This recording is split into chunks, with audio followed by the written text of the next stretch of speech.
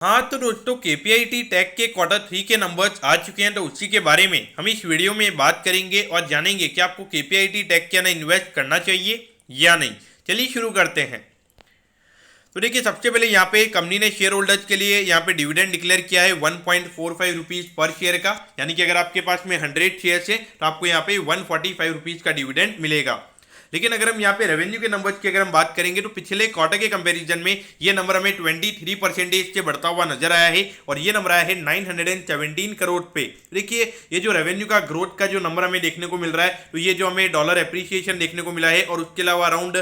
20-30% जो कंपनी के रेवेन्यूज है वो हमें यूरोप से आते हुए नजर आते हैं। तो यहाँ पर अगर आप देखोगे तो यूरोप भी अराउंड ये क्वार्टर के अंदर लगभग 6 से 7% हमें एप्रिशिएट होता हुआ नजर आया था। तो कहीं ना कहीं वहाँ पे उसकी वजह से भी हमें यहाँ पे रेवेन्यू का नंबर ज्यादा देखने को मिल रहा है। बाकी अगर हम क्वार्टरली बेसिस पर अगर हम बात करेंगे तो लगभग 24% से यहाँ पे कंपनी की जो प्रॉफिटेबिलिटी है वो हमें यहाँ पे बढ़ती हुई नजर आई है और ये नंबर आया है 104 करोड़ पे। तो देखिए, ये बात आपको माइंड में रखनी चाहिए कि पिछले क्वार्टर में कंपनी के थोड़े मार्जिन्स में दिक्कत हुई थी, जो कि वहाँ पे कंपनी ने अपने एम्प्लॉयज की सैलरी बढ़ाई थी, तो उसका हाइक की वजह से वहाँ पे थोड़े जो नेट प्रॉफिट के मार्जिन थे वो कंपनी के हमें कम होते हुए नजर आए थे। तो कहीं ना कहीं देखा जाए तो नॉर्मली पिछले क्वार्टर के लगभग ही हमें यहाँ पे कंपनी के मार्जिन नजर आते हैं। अब अगर हम यहाँ पे रेवेन्यू के नंबर्स की ईयर ऑन ईयर बेसिस पर अगर हम बात करेंगे तो 47% की ग्रोथ हमें यहाँ पे देखने को मिली है और यहाँ पे जो प्रॉफिटेबिलिटी की अगर हम बात करेंगे तो 48% से हमें यहाँ पे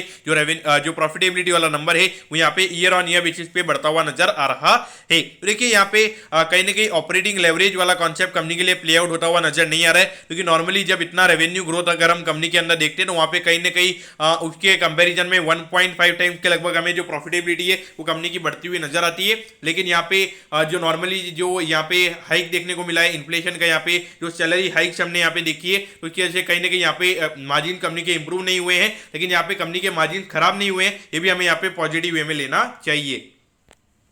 तो देखिए, 762 रुपीज पे ये स्टॉक हमें ट्रेड होता हुआ नजर आ रहा है। धीरे धीरे अगर आप देखोगे तो अपने ऑल टाइम हाई पे टच होता हुआ नजर आ रहा है। लगभग अगर आप देखोगे 801 का हमें यहाँ पे ऑल टाइम हाई नजर आता है। तो देखिए, जिस तरीके से कंपनी के नंबर्स आए हैं और जिस तरीके से आज हमें यहाँ पे रैली देखने को मिली है, मुझे लगता है कि कल कहीं ना कहीं यहाँ पे एक नए ऑल टाइम हाई पे ये कंपनी हमें ओपन होती हुई नजर आएगी, क्योंकि अगर आप देखोगे अभी रिनॉल्ट के साथ में भी अभी कंपनी की मेंबरशिप हुई है और उसके अलावा 4-5 और यूरोप बेस्ड जो कंपनीज हैं उनके साथ में यहाँ पे कंपनी का यहाँ पे क्या कहते हैं कोलैबोरेशन हमें यहाँ पे होता हुआ नजर आया है। तो लगातार अगर आप देखोगे नए नए कस्टमर्स ये कंपनी ऑनबोर्ड लेती हुई नजर आ रही है और एक अच्छी कैश जनरेटिंग मशीन हमें यहाँ पे कंपनी नजर आती है। करंटली यहाँ पे कंपनी ने जो अभी रिसेंटली उन्होंने एक्विजिशन किया था उसके बाद में भी यहाँ पे लगभग 650 करोड़ के लगभग का कैश अभी कंपनी के पास में पड़ा हुआ है। तो देखिए, जब आपके पास में कैश पड़ा हुआ होता है और अगर आपको डेट लेने की जरूरत नहीं पड़ती है तो लगातार आप R&D के ऊपर खर्च कर सकते हो और अपने शेयर होल्डर्स को खुश करने के लिए आप कंपनी को अपने शेयर होल्डर्स को डिविडेंड भी दे सकते हो। तो कहीं ना कहीं देखा जाए तो डेफिनेटली यहाँ पे वैल्यूएशन के पॉइंट ऑफ व्यू से भी अगर हम बात करेंगे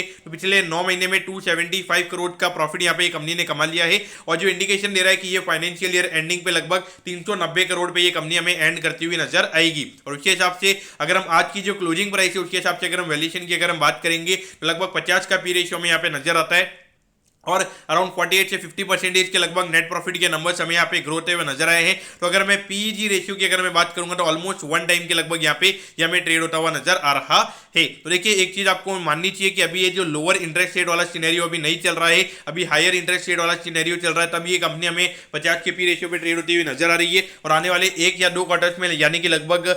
जून या जुलाई से हमें यहाँ पे इंटरेस्ट रेट वाला जो सिनेरियो है वो हमें चेंज होता हुआ नजर आएगा, यानी कि फिर से एक लोअर इंटरेस्ट रेट सिनेरियो या फिर थोड़ा बहुत वहाँ पे इंटरेस्ट रेट वहाँ पे जो सेंट्रल बैंक से वो हमें कम करते हुए नजर आएंगे। तो वहाँ पे कहीं ना कहीं देखा जाए तो पी रेशियो में और वहाँ पे ज्यादा एक्सटेंड होता हुआ नजर आ सकता है। तो डेफिनेटली ये जो कंपनी है आपके रडार पे होनी चाहिए और एज ए डिस्क्लोजर में ये बता देता हूँ कि हमारे फैमिली मेंबर्स के पास में इसमें अच्छी खासी होल्डिंग्स है और हम यहाँ पे इन्वेस्टेड भी हैं और हम आने वाले टाइम पे लगातार SIP में ये स्टॉक को ऐड करते रहेंगे। तो दोस्तों, मैं कहता हूँ कि केपीआईटी टेक के जो क्वार्टर 3 के नंबर्स है वो आपको अच्छे समझ में आगे होंगे। अगर आपकी कोई भी क्वेरीज है आप कमेंट कीजिए, मैं जरूर आपके कमेंट पर रिप्लाई करूंगा। ओके दोस्तों, thank you, have a nice day.